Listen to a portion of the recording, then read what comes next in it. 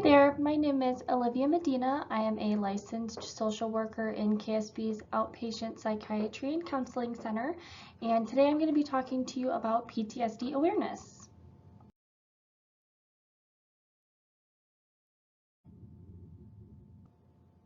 PTSD stands for post-traumatic stress disorder, which is a psychiatric disorder that may occur in people who have experienced or witnessed a traumatic event, series of events, or set of circumstances. These traumatic events can vary from person to person, and an individual may experience this as emotionally or physically harmful or life-threatening, and it may affect mental, physical, social, and/or spiritual well-being. Events can be anything from natural disasters and car accidents to assault or bullying.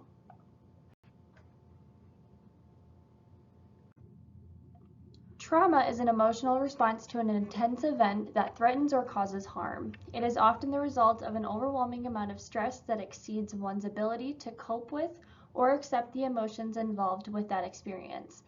Trauma can be defined by the person an event or events occurs to. It's important to recognize that no two trauma events are the same, and the same event may be interpreted by people differently. There are two common types of trauma. The first is called simple. It is a single traumatic event that causes symptoms of PTSD. Examples of this could be a car accident, a school shooting, or a natural disaster.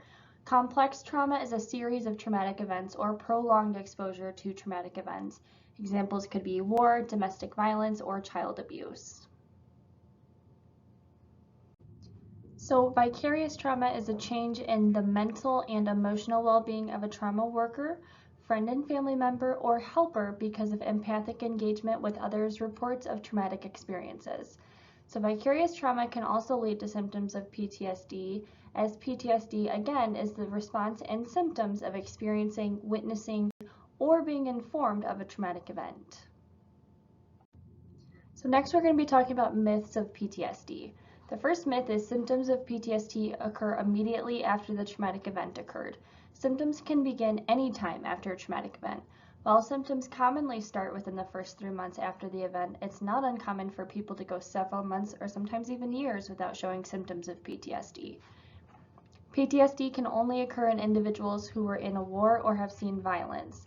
While previously known to be more common in individuals who have seen combat, we now know that PTSD is correlated to a traumatic event, which is not limited to war.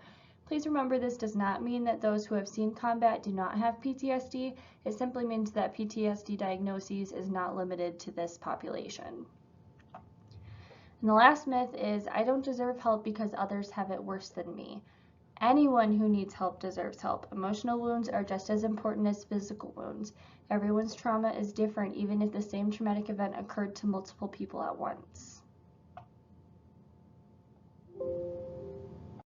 Next up, we have some symptoms of PTSD. So the first one is intrusive thoughts. So these are repeated involuntary memories, distressing dreams or nightmares, or flashbacks of the traumatic event.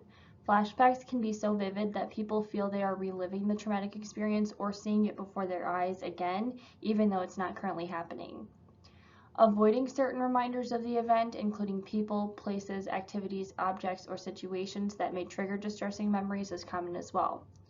Altering memory, so altering aspects of the event, negative thoughts and feelings leading to ongoing and distorted beliefs about oneself or others, distorted thoughts about the cause or consequences of the event leading to wrongly blaming self or others, ongoing fear, anger, guilt or shame, feeling detached or estranged from others, or being unable to experience positive emotions.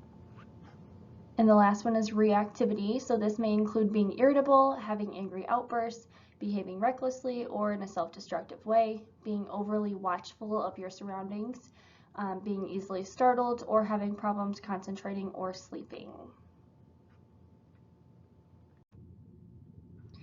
So some signs of PTSD by age. For 5 years and younger, it could be excessive clinginess or fear of separating from a guardian or a parent, regressive behaviors such as thumb sucking, bedwetting, or fear of the dark, nightmares or repetitious play, which is a reenactment of events in play, For 6 to 11, we might see outbursts of anger, stomach aches, or other bodily symptoms that have no medical basis, decline in school performance, anxiety, feelings of guilt, or emotional numbing, talking about the incident obsessively or recounting the same story over and over again, and regressive behaviors.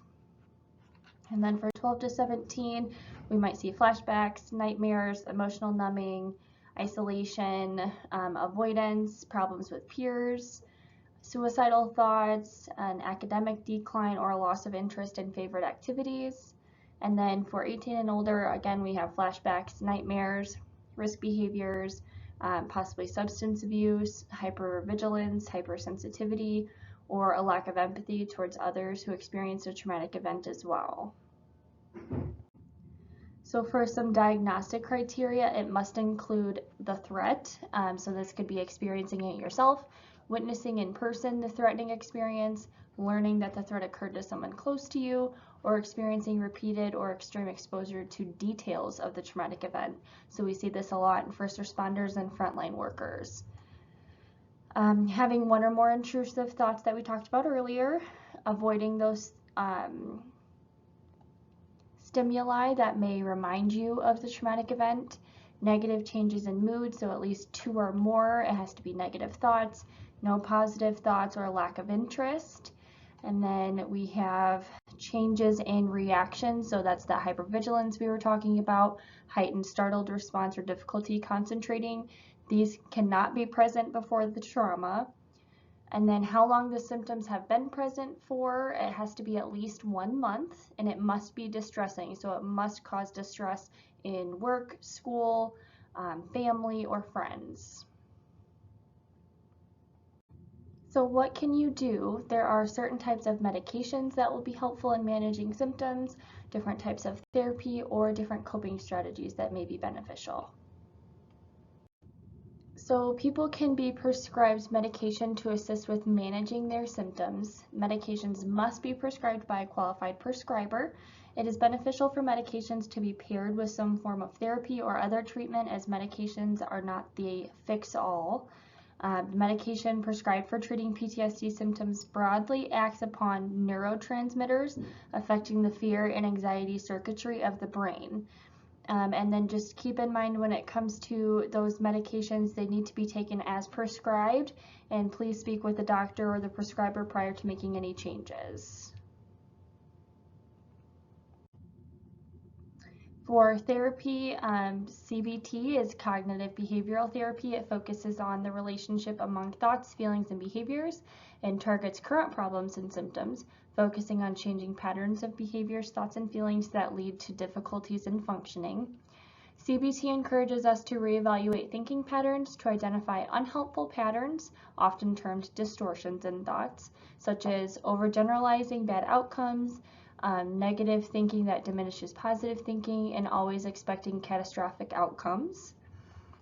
There is EMDR, which is eye movement desensitization and reprocessing, which is a structured therapy that encourages the patient to briefly focus on the trauma memory while simultaneously experiencing bilateral stimulation. This is typically done with eye movements or sounds, and it reduces the vividness and emotion associated with the traumatic memory.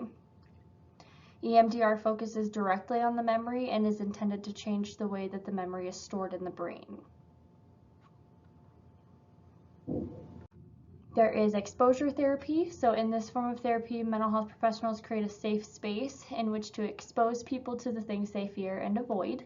So imaginal exposure, vividly imagining the feared object, situation, or activity. For example, someone might be asked to recall and describe their traumatic experience to reduce feelings of fear. This is the most common type of exposure therapy for PTSD.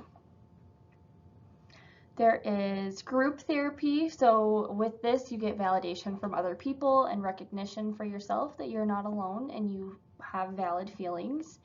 Learning from others, whether it be coping skills or strategies. Helping others, so while you learn from others, you can also be the one to teach others a skill. Support system, group therapy provides a support system that is a safe space. And then the group topics can range, so it's not specific to one form of therapy itself. And then there's also family therapy. So family therapy would be completed with others from your family or support system. It provides an understanding to loved ones about how you're feeling, allows for a space for the professional to educate family about the symptoms and feelings you might be experiencing, providing a safe space for communication within the family to discuss concerns or questions, and then exploring a possible need for further intervention within the family unit. Certain traumas, although may have only happened to one person, it can have a large impact on the family unit as a whole.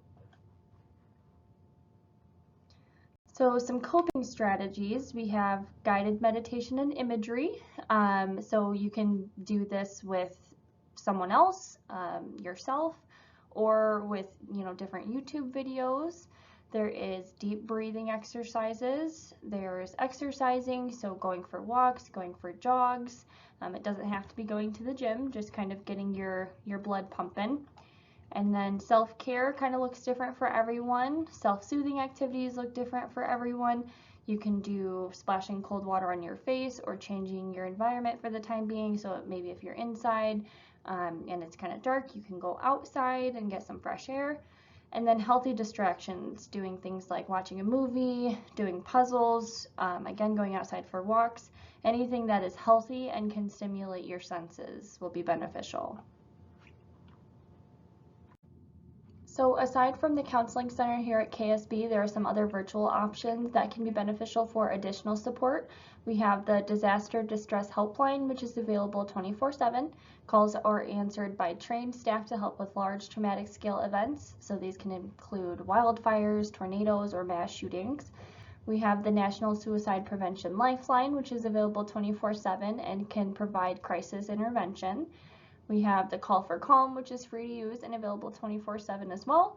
And then we have the Illinois Warm Line, which is available for caring support for mental health and or substance use challenges. So this is open Monday through Saturday, 8 to 8. You don't have to have insurance for any of these. As far as the Illinois Warm Line, it is not for crisis. Essentially, it is just providing support for about 20 minutes and then offering resources as needed. Thank you so much for tuning in with me today. Again, my name is Elivia Medina. I am from the Outpatient Psychiatry and Counseling Center here at KSB. And if you have any questions, please feel free to comment below.